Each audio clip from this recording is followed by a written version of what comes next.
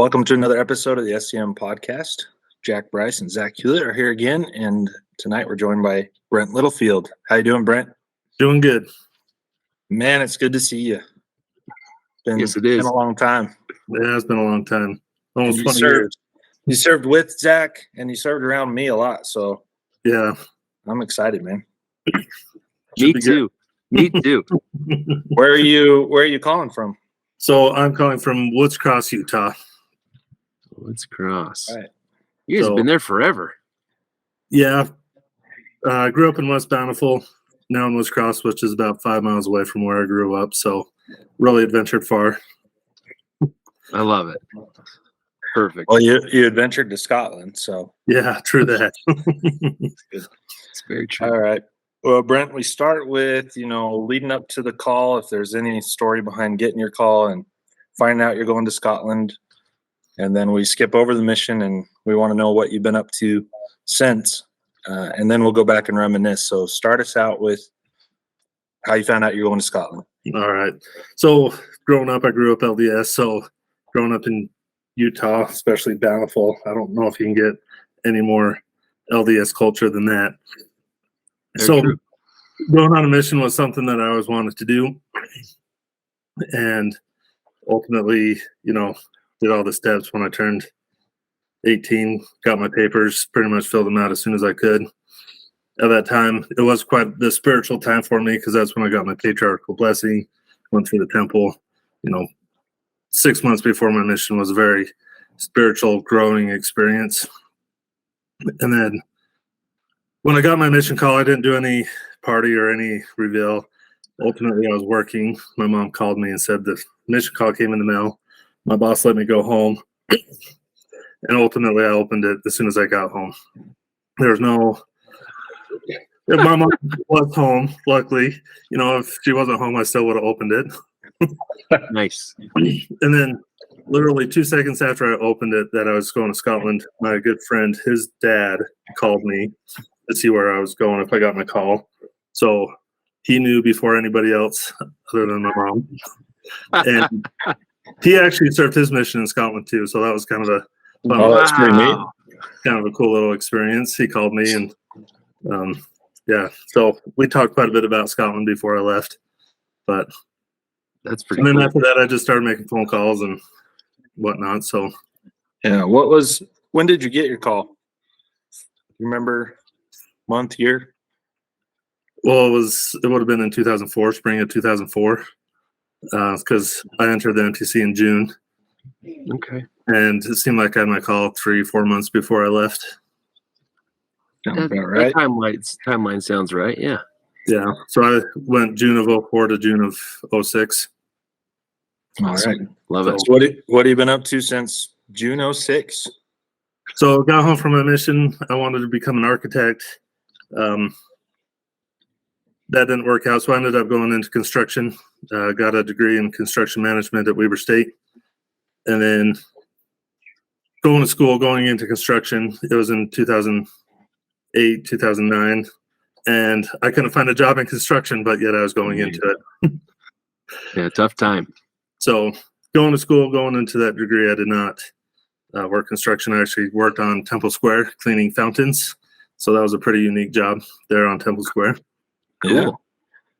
Yeah. Shortly after I graduated, I got a job in an earthwork utility contractor. Worked there for 10 years. And then about a year and a half, I switched to another earthwork utility contractor here in the Salt Lake Valley. So pretty much I built subdivisions and road reconstruction projects for cities. Very cool. Are you doing like the heavy machinery moving? Is that what your area is, or just dirt moving? What's your focus?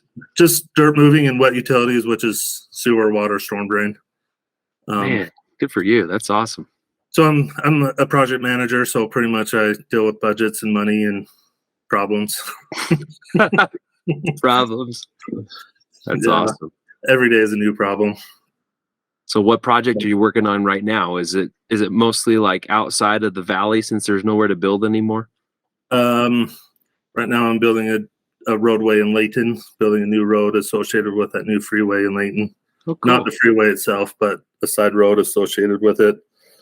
A job here in Woods Cross, started a big job in Magna, Okay. So- That's awesome. Good for you. keeping me busy. That's great. I got married in 2009. Met in funny story about my wife and I. So she grew up in West Bountiful as well. We went to the same high school. I was a year older than her in high school. Like she graduated in 04. Same stake, same mutual friends, but did not know her until after our mission. She Wow. served a mission. I served a mission. Didn't know her at all until after that. Then we met at church in a single. Where did she serve? She served in Florida in the Tallahassee mission, kind of the panhandle of Florida. Nice. Okay. That's pretty cool. Love to hear that. Yeah, kind of a unique, funny story about that. Yeah. So close yet never meeting. That's Yeah. Like we talked about things like we went to the same youth stake activities. We went to a lot of the same things, but just never Just on opposite sides of the building, like running Yeah. back and forth. pretty much. That's cool. Love it. great. So now I have 3 kids. My oldest is 10. His name is Carter. And then I have 8-year-old Olivia and 6-year-old, he's 6, Gabriel. That's cool. So they're a lot of fun. They keep you busy too. Yep, they keep me busy as well. I love it. That's great. All right. Well, So from there, I guess we go back to Scotland. You can start at the MTC, or we'll just go through companions, areas, however you want to run with it. sounds good. So Just can't skip Zach. That's the only rule. right, well, he was a quarter of my mission, so That's it'd be hard to skip that. Oh man. Be nice. So entered into the MTC. June 9th is when I left home. Flew straight to Preston, England. Funny story about the airport. So I met up with Elder Christensen, Paul, I think his first name is. Met Yep. up in the airport there in Salt Lake City. Pretty much said goodbye to my family, and then I just started talking with him. According to my mom, I went through security, went up a staircase, never once looked back to wave goodbye. Just got with him, and we just went, and off I went. Good for you. Your mom was probably heartbroken and you said, I'm on a mission. Let's go. Yep, no looking back after that. That's great. So got into the MTC. Funny story there at the very beginning. So we got there in the morning, and we didn't get our companions until the afternoon. So we had lunch, and I remember being super exhausted because of the flight. Lunchroom was full, and I just remember putting my head down on my arm. Next thing I know, a sister missionary, older lady, started kind of waking me up, and I looked back, and the cafeteria was empty.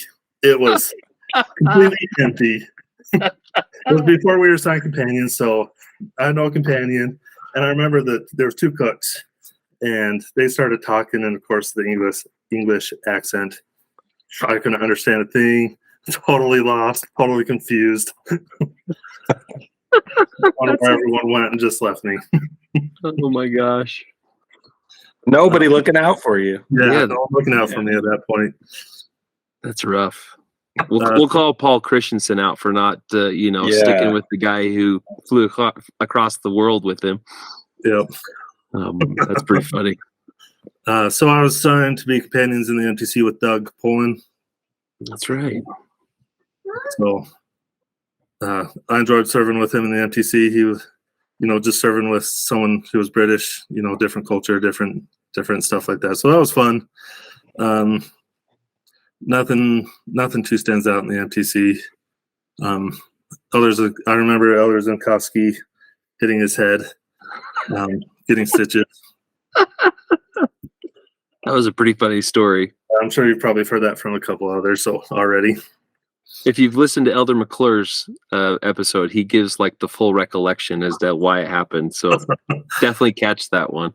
Yeah, I'll have to watch that one. That's funny. What else in the MTC? nothing else comes to mind. So then we went to the mission home. Elder Campbell, Jacob Campbell, was my trainer. Oh, nice. He was a good dude. He was a hard worker. I served with him in Glasgow, in Knightswood. Okay. Was my greenie area with Elder Campbell. He was a hard worker, great guy. He was put in a pretty tough position when I first got out there. Is we were changing flats, and so the first week we were kind of cleaning out the apartment, the flat, and they had one picked out before I got there. But first week was a lot of unproselyting work, which I know it was hard on him. It was hard on me, just trying to get things settled in that first. Man, that would be hard. Yeah. I closed out like 3 apartments on my mission, which was never a fun process. Agreed. Yeah, that sucks. Yeah. Well said, Jack. But the new apartment was really nice. I remember that. When I was with Elder Campbell, went to the Edinburgh Tattoo. My first 6 weeks when I was there, that was a pretty neat experience. Just so surreal with the castle in the background and the bagpipes, and it's like, man, this is real. Like I'm really here. Oh yeah, That's cool. And then I also remember went to the Stirling Castle on the William Wallace Monument with him as well, and that was also a really cool, like surreal moment, like being in a castle. Like the last 6 weeks, I went to the Edinburgh Castle. I'm like, that was nothing. But the Stirling Castle, with it being a new experience, that was pretty cool. Yeah. So after Elder Campbell, I was with Tovey, Alex Tovey, I think his first name was. I think you're right. He was a good guy. He didn't focus the most on mission work, and I was so naive at that time, like he studied in bed, like at that point I was still waking up at 6:30 every morning and trying my best, and I was naive, and looking back, there's no way he was studying. but I know that I struggled with that a lot too during my 2 years out there. Elder Tovey, so I didn't serve with him a full transfer. There was a missionary that he knew that was struggling. That was a new missionary that was in Paisley. So about 4 weeks into the transfer, we had an emergency transfer. So I moved to Paisley, and that missionary went up with Elder Tovey. The things I remember with Elder Tovey, he was British. His dad and his dad's friend went on a tour of Scotland, and so I met his dad. We went out to lunch one day. Nice. Just so conveniently that he was touring Scotland and his son was up there. That sounds like Donny Osmond all over again. Yeah, but a lot less excitement about that one. Yeah, that's true. So after Elder Tovey, I served in Paisley with Elder Robert Livingston. I was only with him for like 2 weeks, 3 weeks.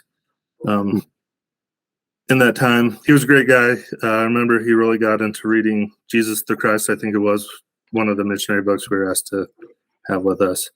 I remember he got really engrossed in that book. And we played a lot of chess. Really? I played a lot of chess on my mission, and he was probably one that I played the most with. One experience, this was later in the mission. We were doing transfers or something. There was a bunch of missionaries, and it was Elder Brown. And he was the most cockiest son of a gun you could. Be careful with what I say, just because you might watch it. But say whatever you want. We want Elder Brown to come on and refute you if he feels he wasn't cocky at all. So he challenged me to a chess game, and it was probably one of the best chess games I ever played. Like, I remember I checkmated in like 4 moves before it was an actual checkmate. Like, it was beautiful. Oh, man. It was by far one of the best games of checkmate or chess that I played. That's awesome. Oh, man. So I contribute that to the time with Other Livingston, my skills of chess. That's pretty cool. I love it. Hey, Zach Brown, come on and tell us about losing in chess to Elder Littlefield.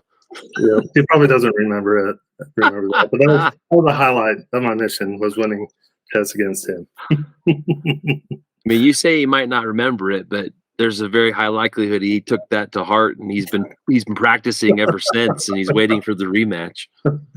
Yeah, well, he beat me now, so. Oh, that's funny. So I remember in Paisley with Other Livingston, I remember another surreal moment. Like, I remember walking home in the evenings and I could hear bagpipes in the background playing, like, multiple times. It's like, this is so cool. Like, walking in the streets of Scotland and hearing bagpipes playing, like, you know, echoing through the town. Yeah, that is cool. So after Paisley, I ended up going to the Orkney Islands with other Kate Schmidt. That's probably where my mission really turned around to really loving my mission. Not saying that I didn't love it before, but my heart really grew in Orkney. When I got transferred out to Orkney, when we were traveling up there, I remember Elder Schmidt saying, "Hey, when we get up there, we got kind of a scripture study planned with the branch, you know, so you can meet everyone." And I was excited. I got up there, and there was like 2 people that showed up to this scripture study thing. I remember thinking, like, what am I doing? Oh, man. I remember kind of unpacking that night after we got home and kind of getting settled in. I'm like, why am I in Scotland? Like, this is kind of some rough experiences. And then that, and I'm in the middle of nowhere, and I'm thinking, what the heck? But Orkney, I ended up serving with Elder Schmidt for 4.5 months up there. We had 2 baptisms. Baptized a lady named Maggie, and then a lady named Margaret Miller. I think Maggie, her last name was Ward. Maggie Ward, I believe. Was Maggie a media referral? Yes, she was. Okay. So Right. she lived in a farmhouse out in the middle of nowhere, and she was a collector of stuff. And cats. And cats and animals and dogs and horses, and they all lived in the house with her. A place that you don't take food with. Unless it was packaged and you could open the package. That's true. Do you remember her goat that would always greet you at the front door? I don't remember the goat. No. Oh my gosh. The first time I went to her house, it's winter time and it is darker than sin outside. And we opened the door and the goat was in the entryway, like between the second door and the first door. And it scared the life out of me because it screamed at me. I think I startled it as well. Oh my gosh. Anyway, sorry to digress, but yes, Maggie's house was always fun. Yeah, so I was involved with her baptism. Elder Schmidt baptized her. That's cool. And then Margaret Miller, I think some missionaries have met her in the past, and we knocked on her door. She let us in. She actually came to Maggie's baptism and some experiences there. That's kind of what got her converted to be baptized as well. So that was a pretty neat experience. Cool. Unfortunately, with her, she was Irish, and shortly after she was baptized, she moved back to Ireland. Okay. So she had moved to Ireland before I had left that area. So you probably never met her. No, I was going to say that would be a name that I would remember if she was there at the same time as Maggie, but I didn't remember. So thanks for clarifying that. Yeah. So I was bummed when she moved back to Ireland, and where we looked up the church where she was moving to, and closest chapel was like 3 or 4 hour drive. So man, super bummed about that. That's tough. But Orkney was an amazing place. I would love to go back there one day. Crazy tradition up there is the Ba. If you ever if anyone wants to look up a crazy tradition, look up the Ba in Orkney. It's a game, a town game that's just outrageous. Did you hear about that when you were up there? Oh, I've heard the stories. I think Elder Hill told us his experience of it, but Yeah. I saw pictures of you. I missed it because they closed Orkney like 2 weeks before Christmas, Okay. and I just missed it. And I was like, "Well, dang, that kind of sucks." So a little background with this game. Essentially, the town is divided in half: the Uppies and the Doonies, and essentially the Doonies try to get this ball. This varies in sizes, but the ball into the ocean, into the bay, and then the Uppies try to get the ball to touch a certain wall. And it was actually part of our apartment, our flat on the opposite side of town. So like they would board up the whole town. Like all the shops on Main Street was boarded up. Our door was boarded. So we'd have to go in and out of the, duck under the board to get in and out of our apartment. Oh my gosh. It was just kind of a free for all. Like it was just a scrummage, and it was cold. So there's a plume of steam coming up off of it. And I remember seeing people like pull someone out of the scrum and just start punching them, and then they'd go on their way. And, like the police were just there watching. There's paramedics there on the side watching. And every once in a while you see someone just like passed out on the side. And it was just insane. I remember I jumped into it a little bit once you got in because people were pushing on both sides. You couldn't do anything. I did not like that feeling. Like I remember just standing there and you just kind of have to go with the flow as people got around you. And I remember you told me it was like super hot. oh, it got way hot. It was just, I remember just like sweating, and it was insane. So it happened on Christmas morning and New Year's Day. So Wow. I do it twice. And when I was there, both times the Uppies won, so I didn't see it go into the ocean. That would have been pretty cool. But one time a car got in the way, they just picked up the car, moved it. It was just insane, like way insane. There's got to be a YouTube video of it or something. I need to there's hop on and watch YouTube it. videos that you need to hop on and watch some YouTube videos on the blog because it's outrageous, crazy tradition up there. That's amazing. So that was pretty cool because I got up to Orkney like 2 weeks before Christmas, so I got to experience the dead of winter up there. Which sucked. Like the sun would come up way late and go down at like 3 or 4 o'clock in the afternoon. And it was earlier than that. It would come up at like 11 and go down at like 2:30. It was horrible. I remember knocking on doors and they're like, "Isn't it late?" And it's like, "It's 3 o'clock." That's right. Oh man, I don't know what you're talking about. So that was pretty rough. But we had a car, so I remember just trying to find people that would let us into our house, even into their house, regardless if they were interested or not. So some people that I remember up there was Graham Anderton. Did you ever come across him? Oh yes, I remember Graham. Yeah, he was an amazing guy. Too bad he couldn't convert him, but he was a guy that would let us into his house that would have some good discussions. Yeah. I remember him being very competitive. He took us bowling, the lawn bowling thing. Oh, really? Doing bowls?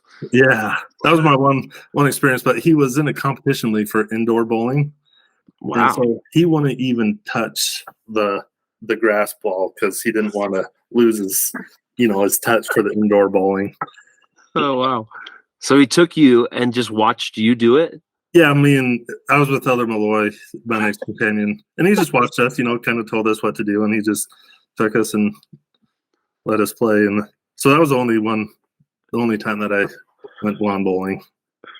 That's still pretty cool. That's way more than I did.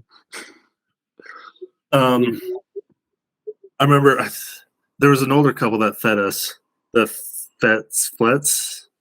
Yeah, Arnie and Mina Flet. That's right. Yeah. Yep. Go over there every week, and man, they knew how to feed us. That alone made me gain a couple pounds. I remember we would just go and after just undo our pants and just sit and try to recover from that visit. Oh, it was nonstop. I mean, I was serving with George Willis at the time, and he used to say he was full, but then he would ask for them to refill my plate. Like I didn't have any words in the discussion. And I wanted to just throw George. I wanted to throw George out the window. I was like, I am full. Please stop making me eat more food. George Willis, come on the podcast. On Christmas Eve, we went to, I can't remember, Brough of Birsay, I can't remember. It was a little island on the very top, the north. Yeah. I'm trying to remember what it was called. Let me see if I can find it. You could walk across it on low tide. Mm-hmm. So we went over there on Christmas Eve, and we almost got stuck over there. We were over there a little too long. We had to walk back in water to get back to our car. We thought we'd have to call someone to come rescue us. Brough of Birsay. Or Birsay. Brough of Birsay. Yeah. It was really cool. Like you walked over and then you could walk up, and then on the other side it was just sheer cliffs. Mm-hmm. Beautiful, beautiful country. I got some really cool pictures from when we went and explored that hillside. Another time, I remember a storm was coming in. We were advised not to go proselyting, and so what did we do? We went to known windy spots of the island.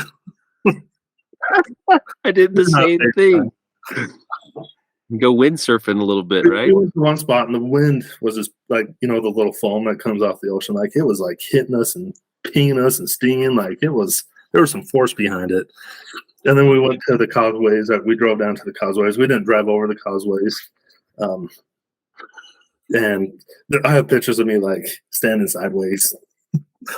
Like it was pretty intense. Oh yeah, I agree. A lot of cool history up there. In the time that I was up there, for the 6 months I was up there, I pretty much saw every historical monument. There was, I can't remember what things are called, but there was like a Earth Village that they discovered a few years back, and Scarborough. Yeah, Scarborough. When I explored that, there was out in the middle of the field, there was a mound that was kind of a gravestone that you could walk in. Did you ever go to that one? No, because I was only there 4 weeks, and Willis wouldn't take me anywhere. Thanks a lot. Yeah. Almost every day we would go walk the ocean somewhere. Since you're surrounded by it, we'd go walk the beach someday, every day almost. That's awesome. Loved it. We would go to a Bible study every Friday night. That was kind of mixed faith Bible study.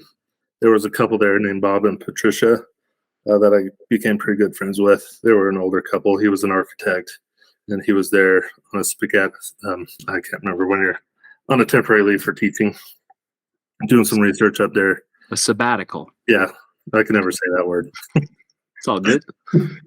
Got to know them really well. I actually still keep in contact with them. Cool. Christmas cards and Facebook every once in a while. That's awesome. Cool couple.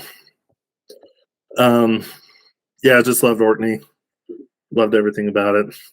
If I could go back to Scotland and only could go to one place, it would be there. So I served with other. Did you work on the pig farm?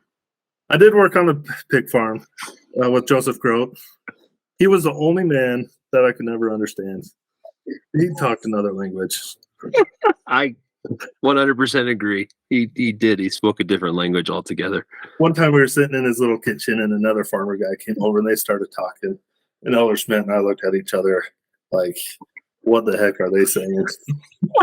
It was a completely different language, I swear. Well, didn't Brother Scroat have like no teeth in his mouth? It was just like it wasn't a lot of able to dictate with his tongue, because I don't remember him having no teeth.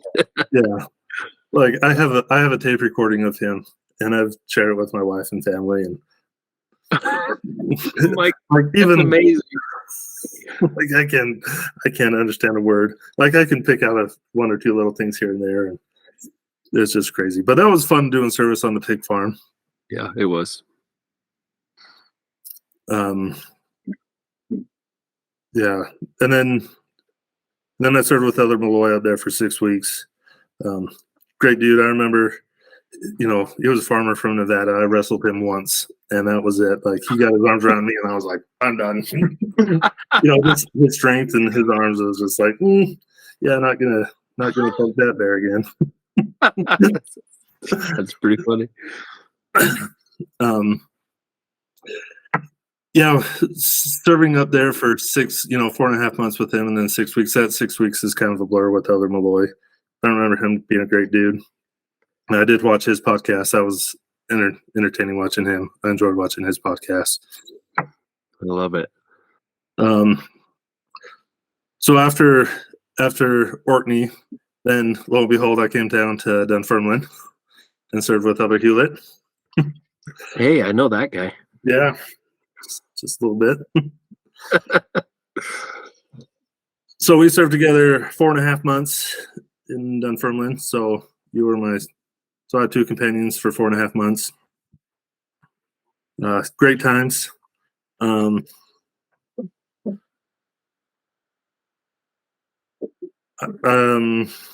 Where to start? A little bit more because you're right here. No, I remember the Hargreaves. Oh yeah, they were probably the coolest family that I ever met. Yeah, John, I think his name was. Yep, that's right. And then I feel like you and I were a big impact on them becoming more involved with the church. It seemed like when I first got in there, they were kind of coming. But then by the time I left, they were fully active. John baptized his daughter, Megan. Yeah. That was awesome. I mean, their family was just unbelievable. And it was great to see them slowly kind of get that fire back in their lives. And it was really good. Yeah. So I have a picture of when they got baptized. You and I are standing on the side. I don't know if you have this picture either. I do. We're both pretty tall, and the Scottish people are pretty short. So there's a picture of Elder Hewlett and I standing on the side, and we're a head taller than the whole family. It's true. Like, they're all like shoulder and lower than both of us, and we're just like sentinels on the side. Yeah, we had that little physical feature going for us. Every time we knocked on doors, people would look at us and go, "Yeah, how can we help you?" It was a little daunting. Jack and I had the same thing when we were together. So,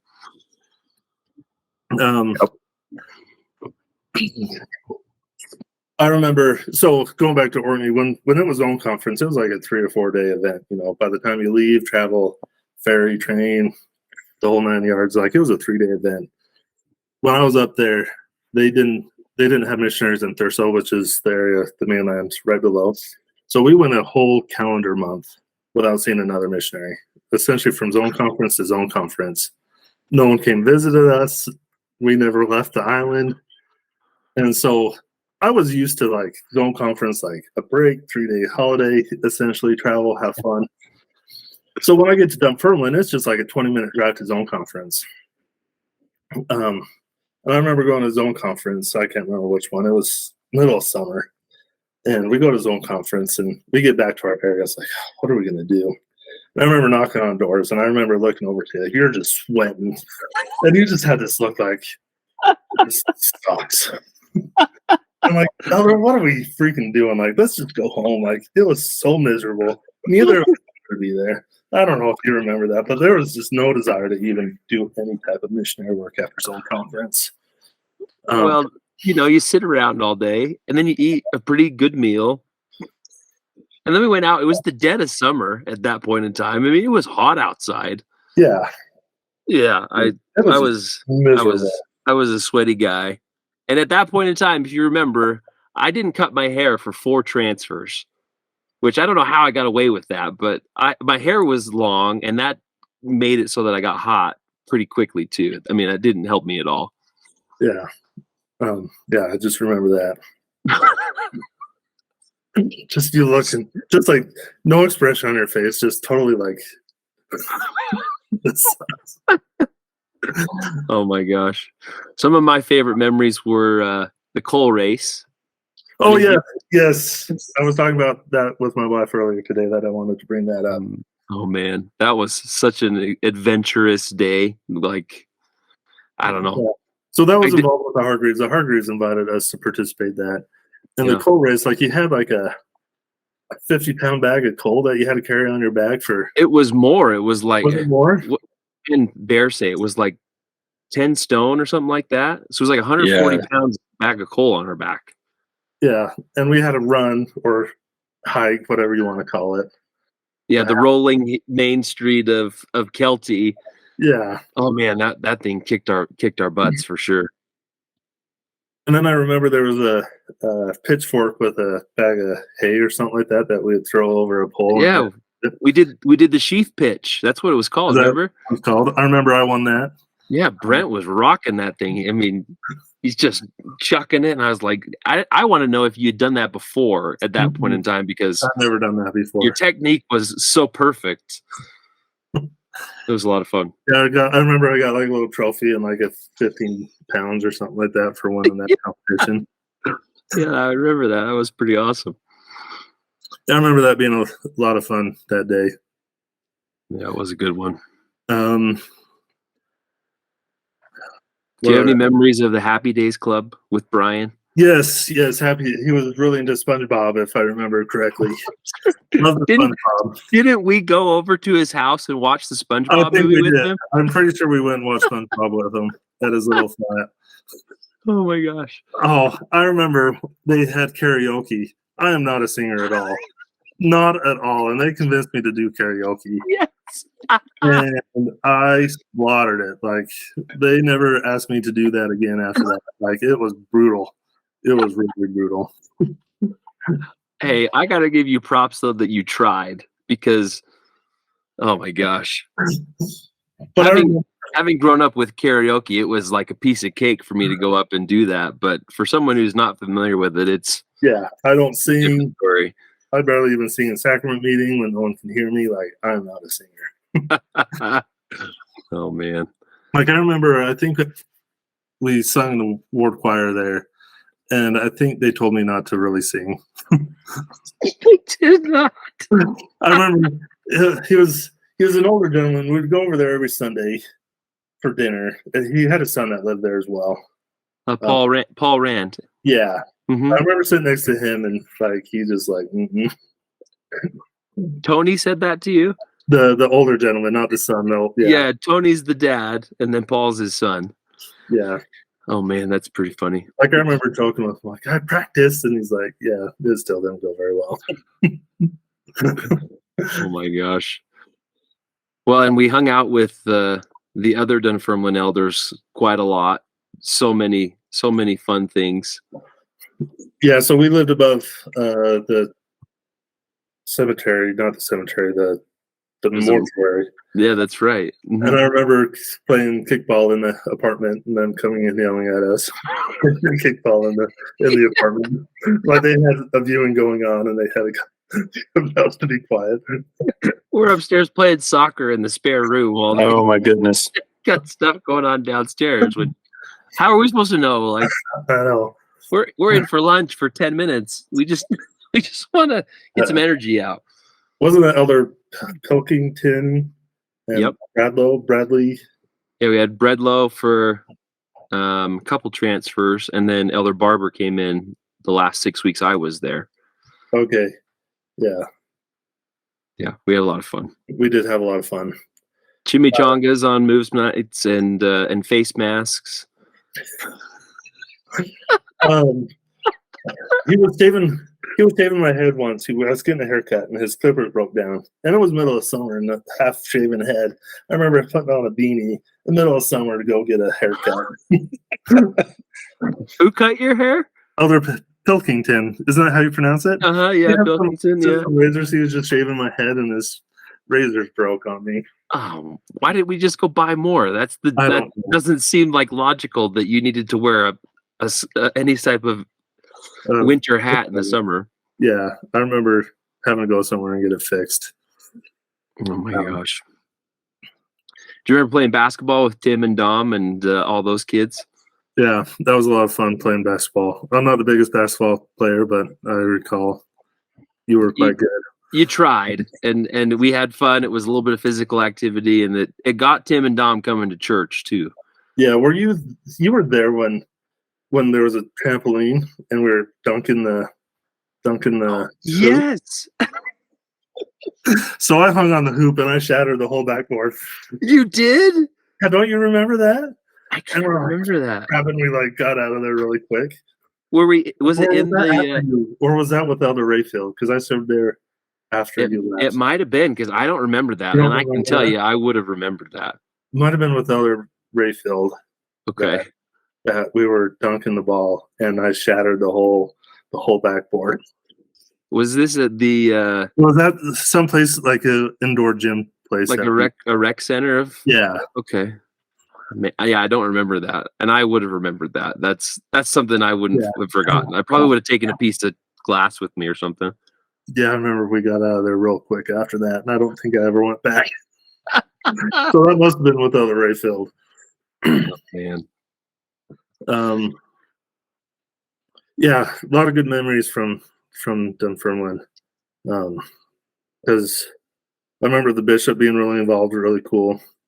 He had a son that was in a wheelchair. Bishop Lynch. I remember, I guess I can bring in some spiritualness into this conversation. I do remember, and this is going to be, anyway, there was a fast and testimony meeting, and a lot of people got up and was talking about a lot of stories back in the day, and he got up, and I remember him saying, we need to have spiritual experiences, constantly and stuff like that. And here we are talking about missions 20 years ago, but anyway, just the importance of having continuing spiritual moments and experiences to keep our testimony strong. Agreed. I remember being in that war singing a hymn, I Know My Redeemer Lives. I remember that being really touching me at one point in sacrament meeting. That's become one of my most favorite hymns because of an experience in that ward. That's cool. And then there was a lady with 2 daughters that converted shortly before I got there, like a year or 2 before I got there. Karen Vickers. Yeah. So I'm kind of jumping. Elder Rayfield served in that area before, and then came back to serve with me in that area. Yeah. I want to say her name was Amy, but she fancied Elder Rayfield, right? Yeah, she fancied him a lot, and he encouraged that, especially after he left the area. Like, hey, I can encourage this a little bit more, and write letters. When he came back, and oh my goodness, that just caused problems. There's a lot of problems. Did you tell President Brains that at like interviews or anything? No. Because I remember when I first got there, because I replaced Elder Rayfield with Elder Conway, and Amy used to talk about Elder Rayfield all the time, and I was like, "Well, it's a good thing he's gone." But I don't think I ever realized that he came in and replaced me. Yeah, he came in and replaced you back. Oh, that's crazy. And then there was another lady with a couple daughters. I want to say Anne Marie. No, Anne Marie was the Hargreaves' daughter. Hargreaves. You're talking Sister Gibson. Yeah, Rachel, maybe. Rachel and Louise, and Louise, yes. There's one other daughter. I can't remember the other one's name. So, Louise came to Utah shortly after I got home from my mission. I remember taking her out on a date, but that's nice. Yeah. You don't have to divulge anything beyond that. That's perfectly fine. One and only. My favorite memory of the Gibsons is, so I remember getting approached by Elder Pilkington one time after church, and he said, Sister Gibson would like to invite you over for dinner with us, but he gave us a caveat that she was scared she wouldn't have enough food to feed us, meaning you and I. And I just went, I'm sorry, what? And she had this impression, where it came from, beyond just our sheer size, was that we were going to eat her out of house and home. And so we went there. We had to be very like meticulous on not saying that we wanted more because we had been told don't ask for more. It was one of the more awkward dinner appointments that I ever remember. Yeah, I don't remember that, but I could see that. I definitely ate a lot on my mission, and I was in a car. The first 2 months I wasn't in a car, and then the last 6 weeks. Other than that, I was in a car with my whole mission, and it showed. Definitely showed by the time I was done. Like I looked at pictures near the end, I was like, "Oh yeah." So it's okay. That means you were well taken care of while you were on your mission. I was well taken care of. Yeah, I had a great time in Dunfermline.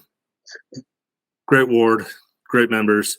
Another interesting experience. So President Hinckley gave the challenge to read the Book of Mormon by the end of the year when we were in that area. Yeah. I do remember being like, I remember Paul, I want to say him read Rand, like Rand.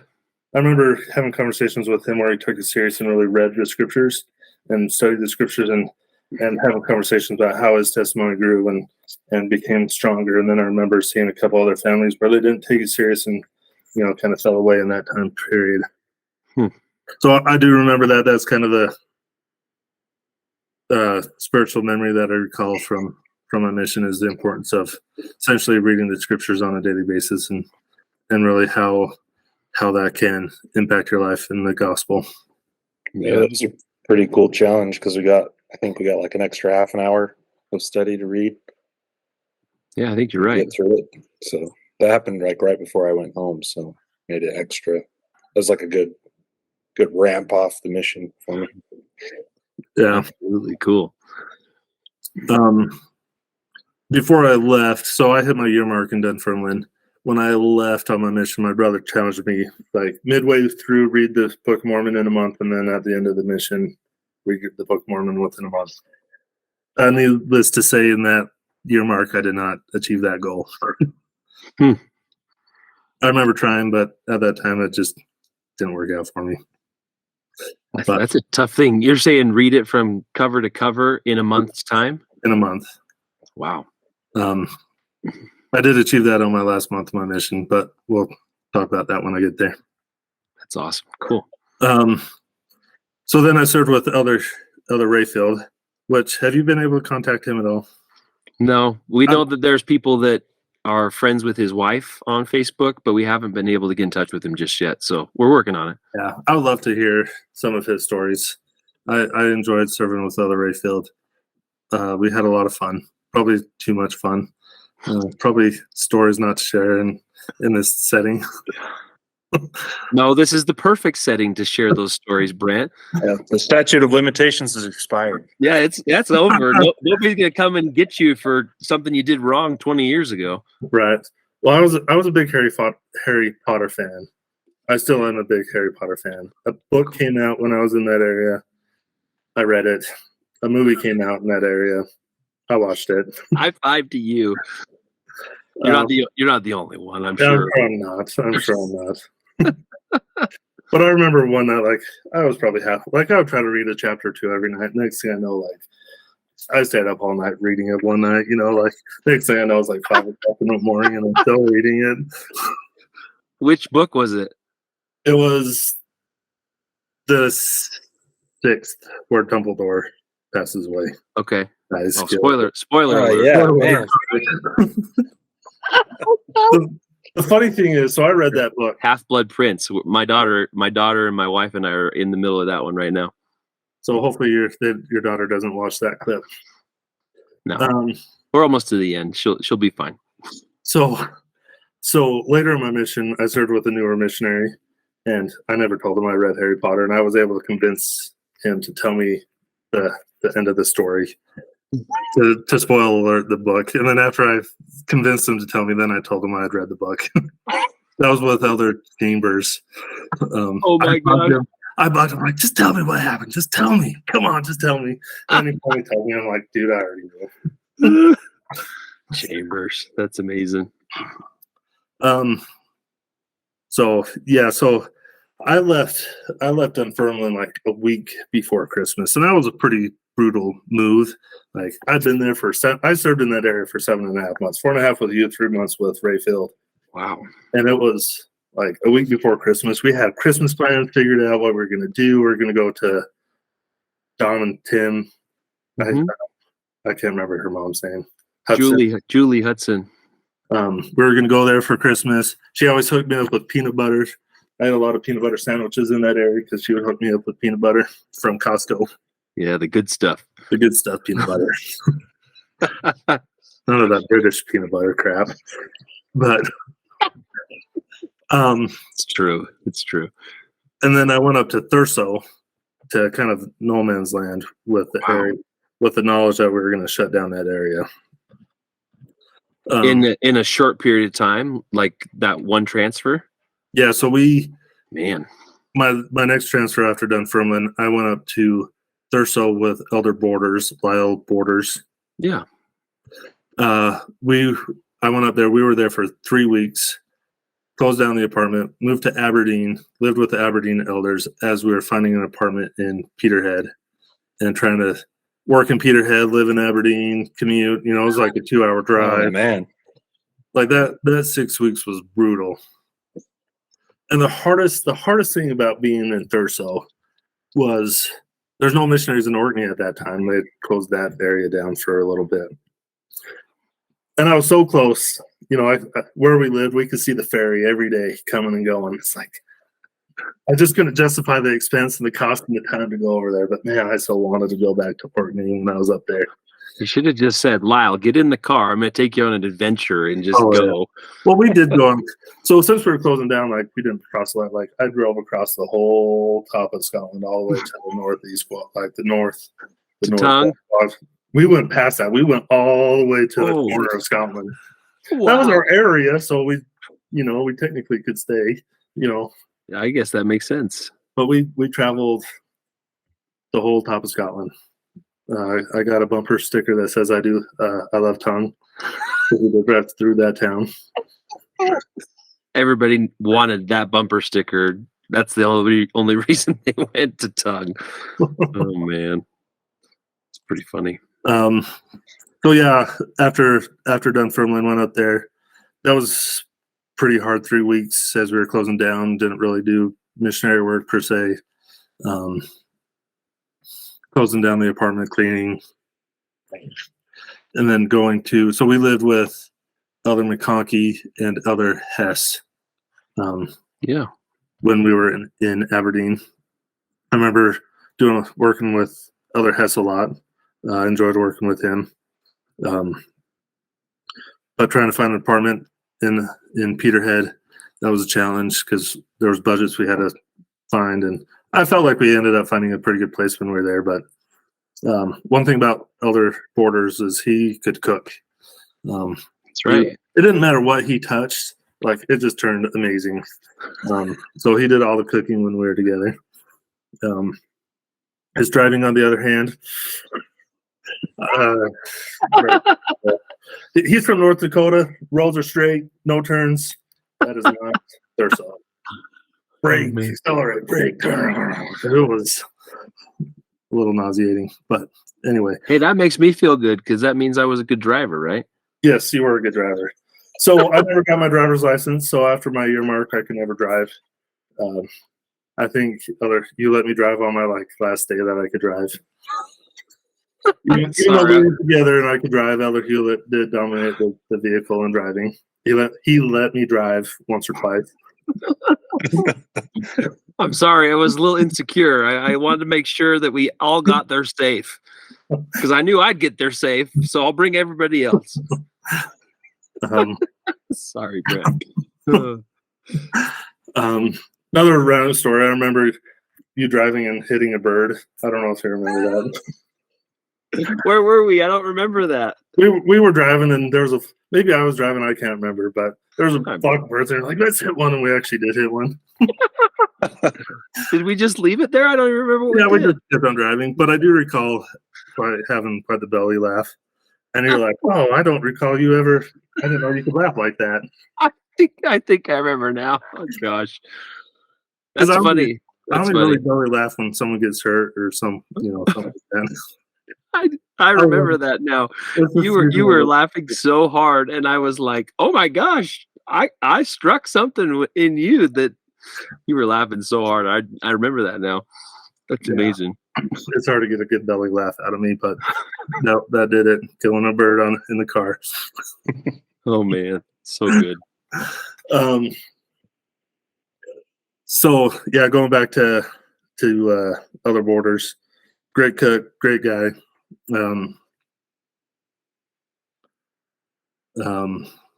So then after we found the apartment, Peterhead was a great ward.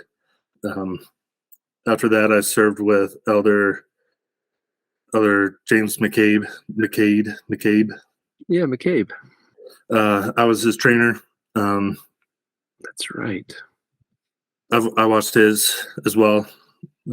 He definitely remembered people like way beyond me and experienced his great memory. I remember him really being into basketball. I remember one conversation, I remember he was kind of struggling, like confidence in teaching. And I remember we were driving, and I'm like, dude, just imagine you're teaching someone basketball. You know basketball in and out. You could help them, teach them. Even if they've never seen a basketball, you could, you just love it so much that essentially you need to convert that to the gospel. You need to know the gospel like you do basketball. That even if they've never heard Jesus Christ before, you know the gospel so well that you can teach them what they need to know. And I remember that kind of being a spiritual moment between us, having that conversation. That's great advice. That's great advice. Yeah. In Peterhead, I remember one of my most favorite pictures I took.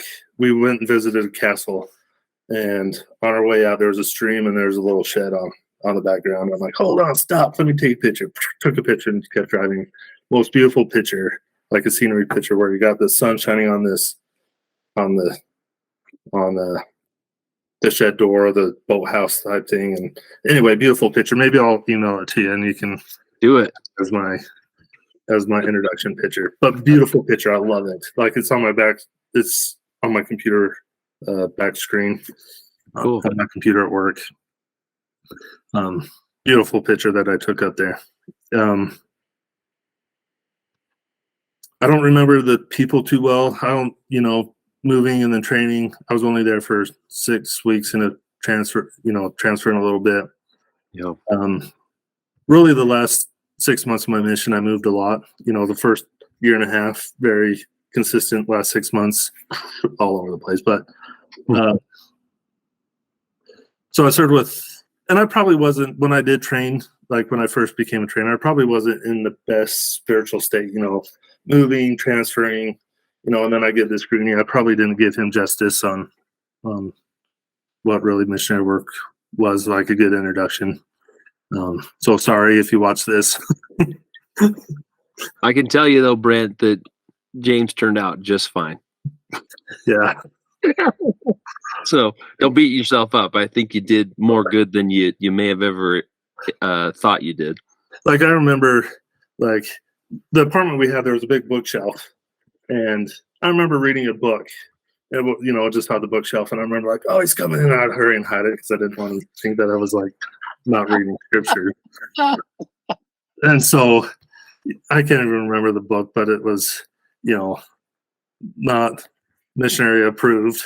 And so whenever he wasn't in the room, I'd pull it out and he's coming in. Oh man, that's amazing.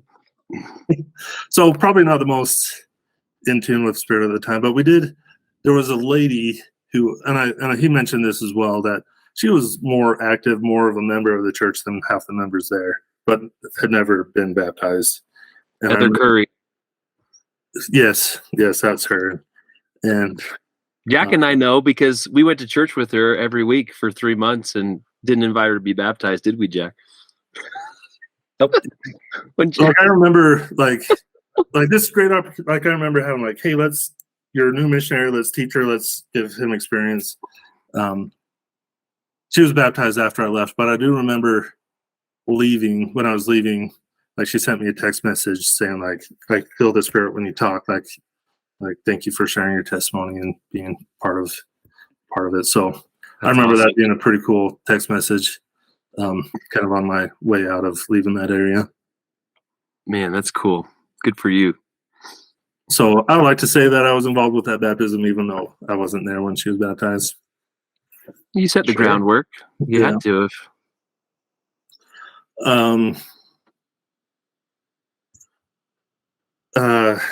There were some other great families. They lived right by the church or the school.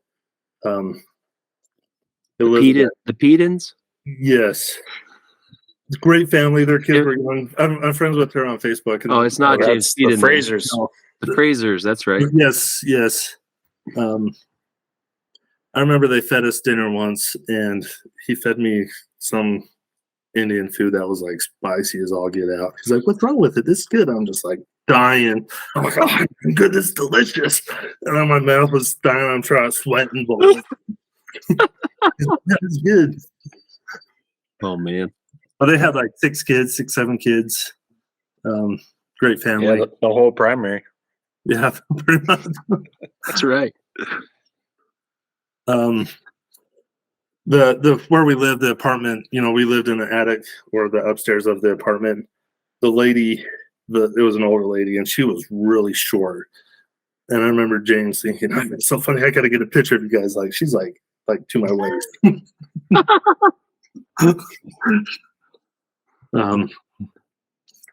Great area. So after that, I went to Livingston with Elder Chambers. I can't remember his first name. Michael.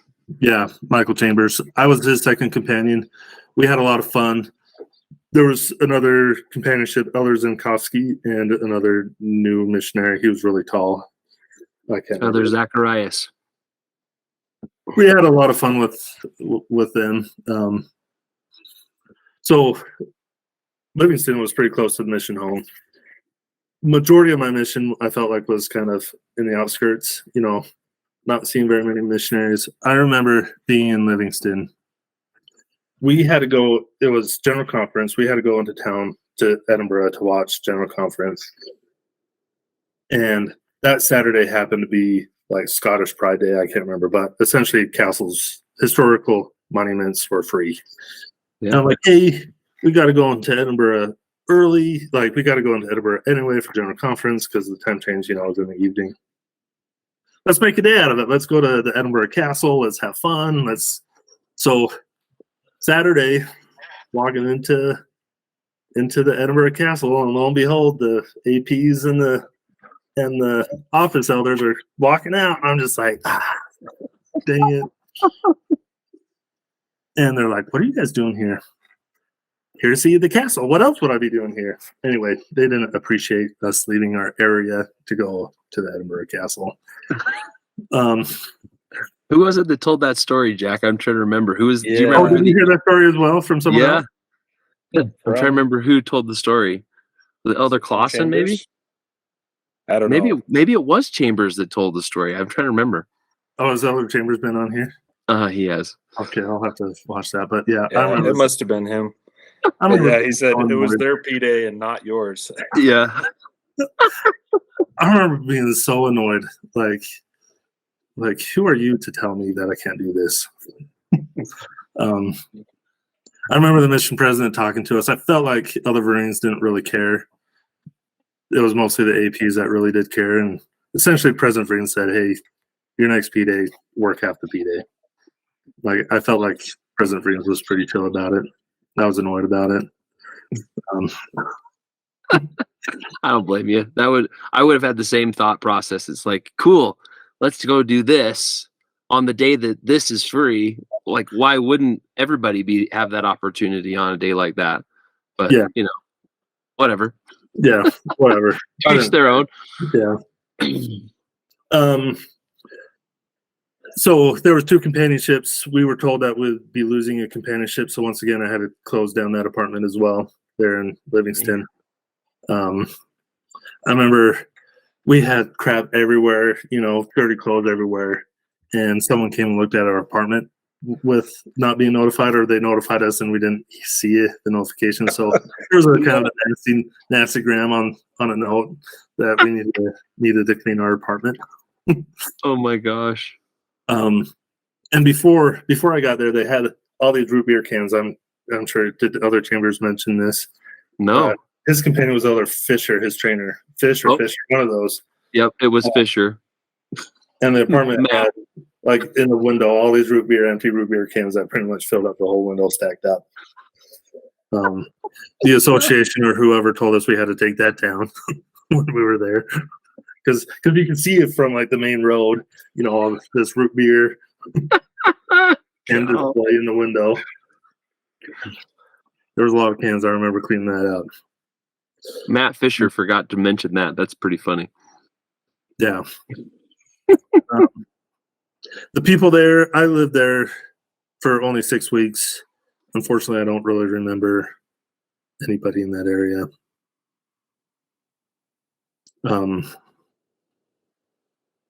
So then after that was my second to last area. So after that, I went back to Knightswood. My Greenie area is my area that I died off in. Wow. That's interesting. That was a very interesting experience. One that I really enjoyed. I'm glad that I was able to do that and see kind of the growth that I experienced in that 2 years. Going back, way back at the beginning of my mission, Christmas in Glasgow. This was when I was in with other Livingston and Paisley. Essentially, we had a zone thing at the shopping mall in Glasgow City Center. We were singing, what missionaries do, cross-lighting. And I was passing out cards. A lady came up to me and said, "Hey, I saw you in the paper today." And I was like, "Me or a missionary in the paper?" She's like, "No, I saw you in the paper." I'm like, "Oh." And I was like, "Are you sure?" And she's like, "Yeah." She was pretty positive. Lo and behold, we went and got the Paisley paper, and Elder Livingston and I were on the front page of the paper. So that was like, we didn't know. We didn't. Somebody paparazzi'd you or something? The counselor to the President Vereen's, President Yates. Oh yeah.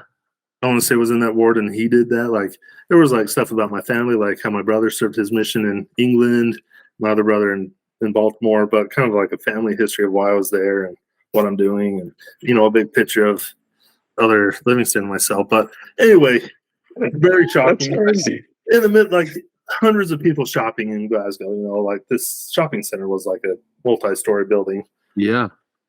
And we're just standing by an escalator, handing out cards, and that happened. Anyway, you had to have been flattered though that she recognized. Oh yeah, you. I totally was. You were like, I don't know what you're talking about, and then you saw it later, like, wow, that's pretty cool. For her to read that and see it, and then bump into me, like, that was pretty amazing. Yeah, wow, that's crazy. So going back to Knightswood to close out my mission was a pretty unique experience. So I remember going like to people that, "Hey, how you doing? Like, what have you been doing the last 2 years?" "Oh, same. Nothing too much." I'm like, "Really?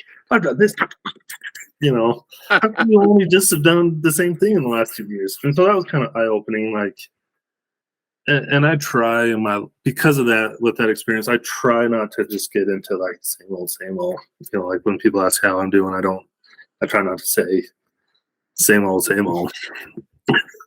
Because it was just eye-opening. Like, their life has not changed one bit, but yet, roller coaster and experience all of Scotland, living on the Isles, and living everywhere in Scotland. I remember there was a lady. Her name was Margaret. Most people that I was associated with in Scotland, their name was Margaret or Maggie or some form of Margaret.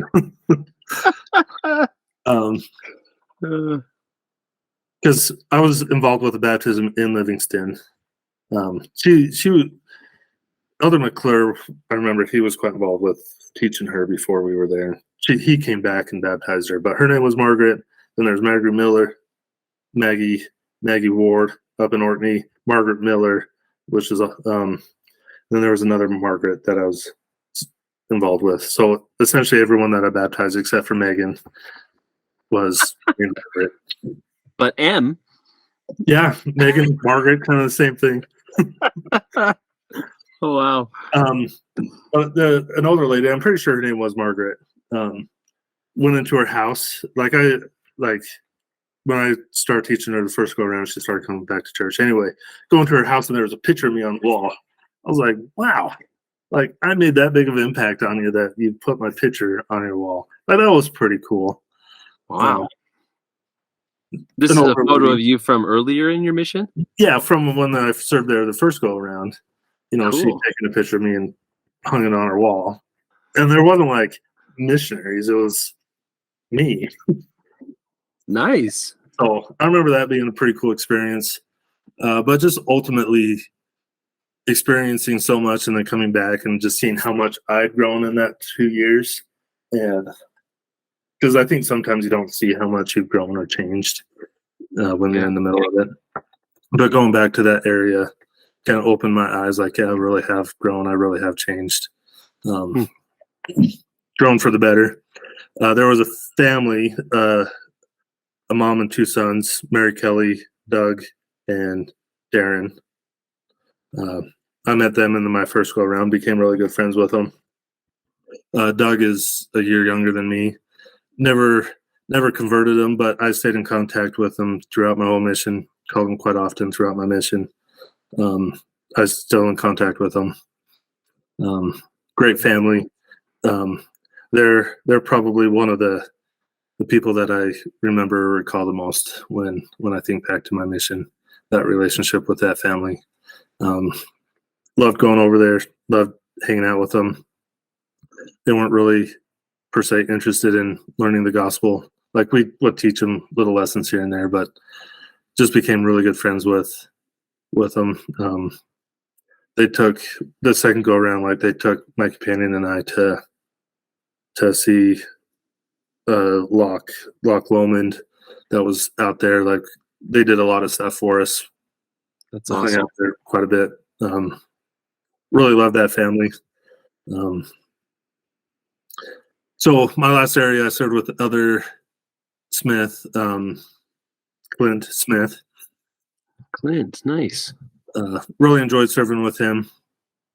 I'd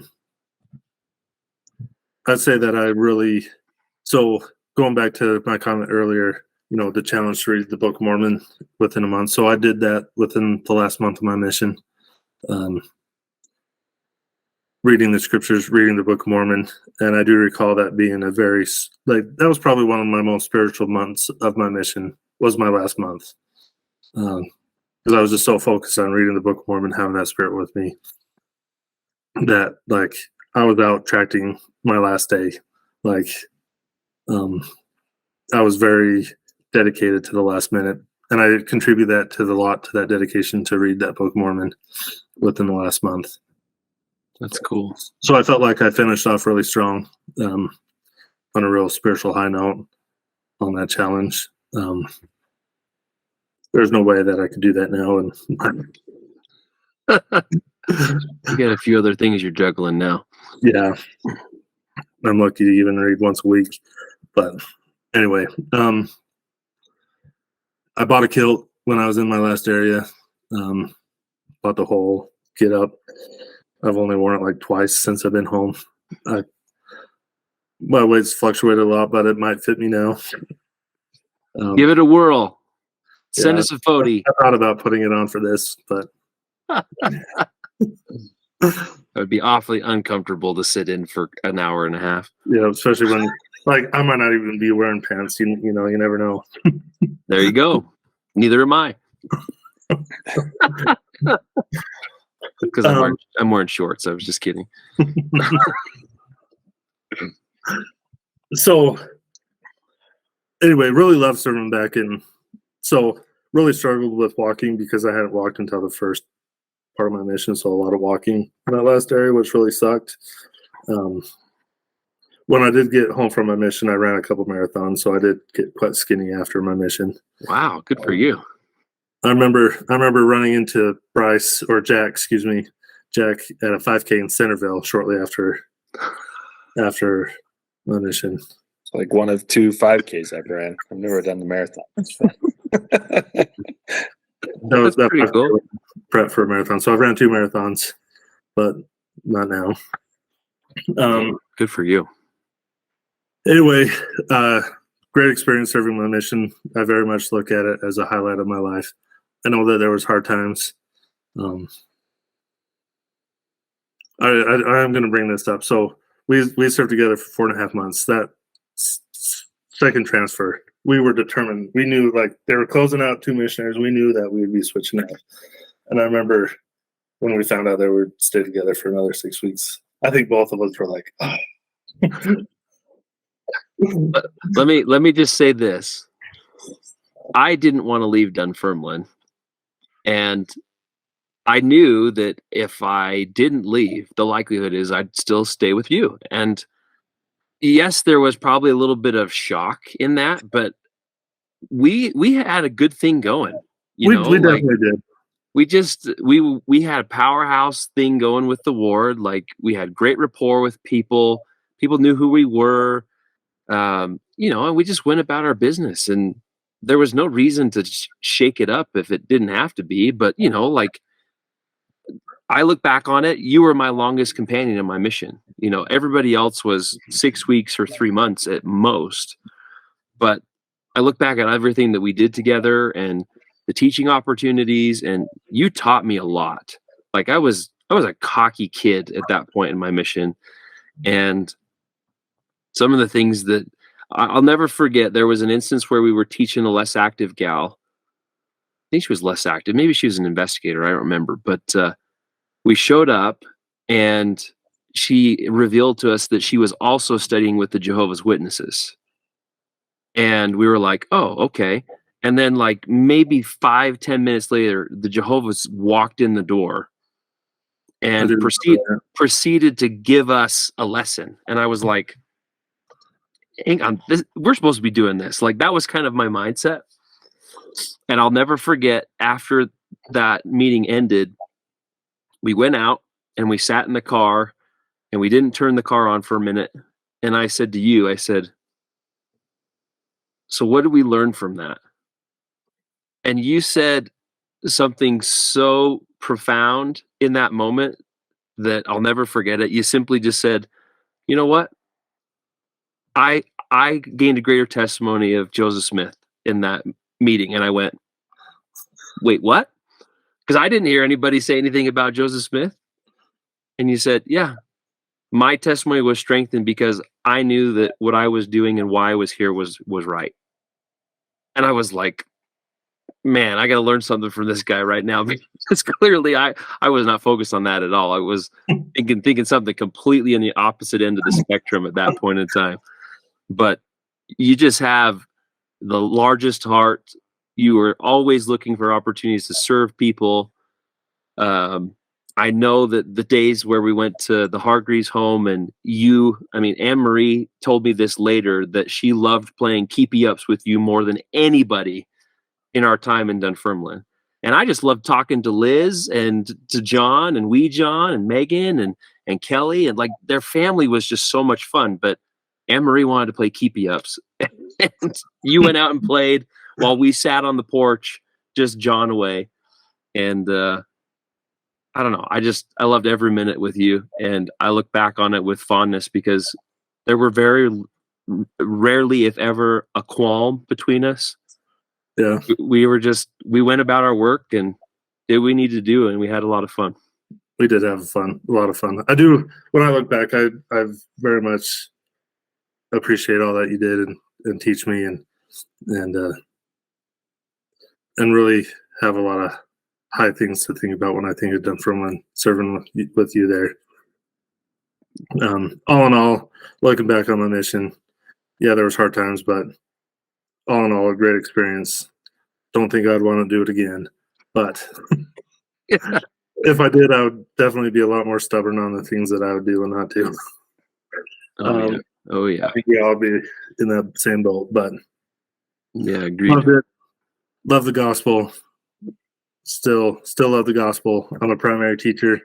Love teaching the 8-year-olds. You know, they love it. I love teaching it. That's cool.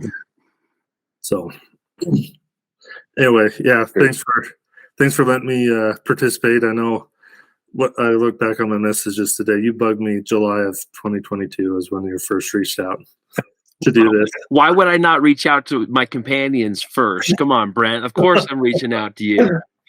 So at first I was like, hell no. I gotta swear at least once in this conversation. It's not a British swear word. Yeah. Well, I never swore until I went on my mission. And then I kind of learned a little bit when I was there. You learned hell and damn like everybody else did. Yeah, pretty much. That's pretty much all I stick to. Even in construction, if I say more than that, it gets people pretty shocked. But anyway, I'm sure. What was I even talking about? Well, I want to pose a question to you, Brent, and I probably cut Jack off in the offing doing this, but I wanted to ask you if you had any fond memories of President Sister Vrains.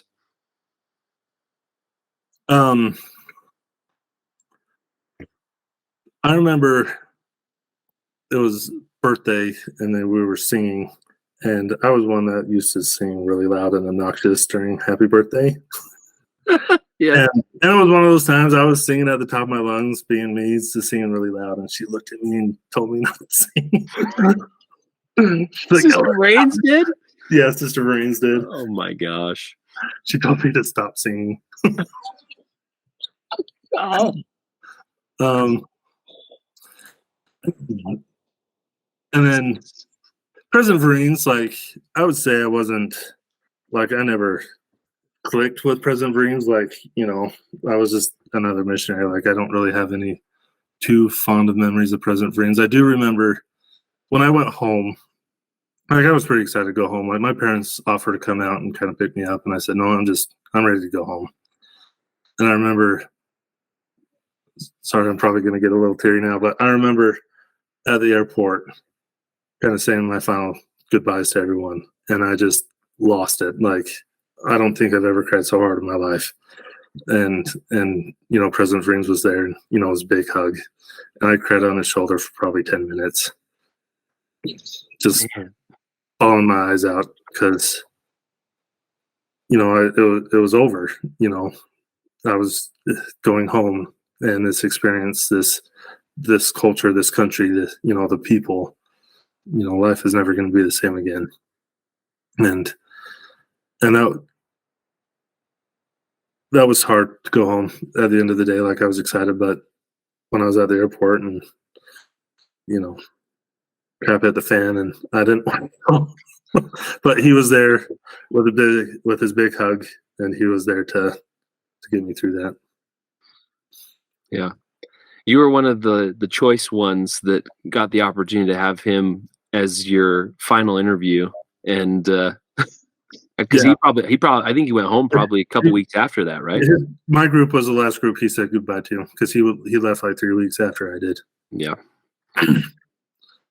Yeah, in hindsight, I wish I would have asked for a preemptive final interview, but I didn't think about it. I was like, I guess I got to wait for the next guy.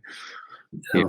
So, but I do remember President Vrains. I felt like he was more spirit of the law, not letter of the law. Like, I felt like he was pretty understanding, pretty reasonable on some requests that I asked, or things that I experienced, that he was there for me and pretty understanding and not too hard. Because my personality, you know, if someone tells me to do something too strictly, I like to rebel. And so, like, I'm not going to do that. You want me to what? That's why you and I got along really well, Brent, is because we're kind of cut from the same cloth. It's like, yeah, but what if I did it this way instead of exactly the way you want me to do it, right? Because I was never in a room and said, everyone be quiet, I got to call in tonight. Like, I never did that. Oh, man. Yeah. Anyway, thanks for keep bugging me on to do this. I have enjoyed it. I've enjoyed watching the other podcasts as I've been I've only mostly pretty much watched the people that I've been associated with on the mission. But bringing up memories, I've thought more about my mission in the last year than I have probably in the last 10. So thank you. I love it. That's I amazing. think we all have. Yeah, it's brought a lot of memories, a lot of good memories. Well, I can tell you from your companion list, Clint Smith is a future guest. I have talked to Lyle Borders. Cage Schmidt is one of Jack's companions that we're working on with Hayes. So Cage Schmidt was probably my favorite. I shouldn't say this, but he probably was my most favorite companion. So Denied. I'm just kidding.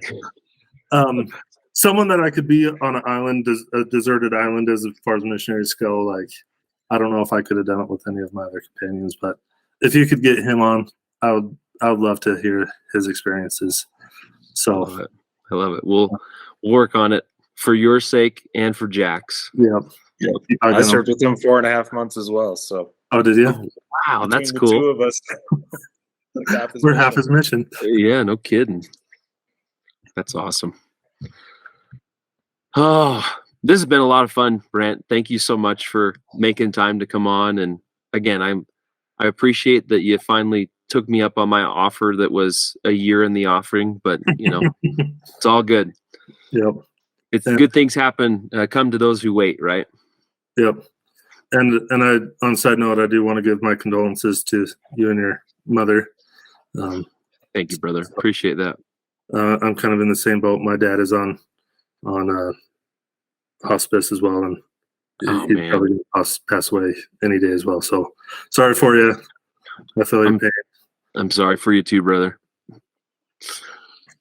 Well, this is an opportunity more than anything to let you know how much we love you.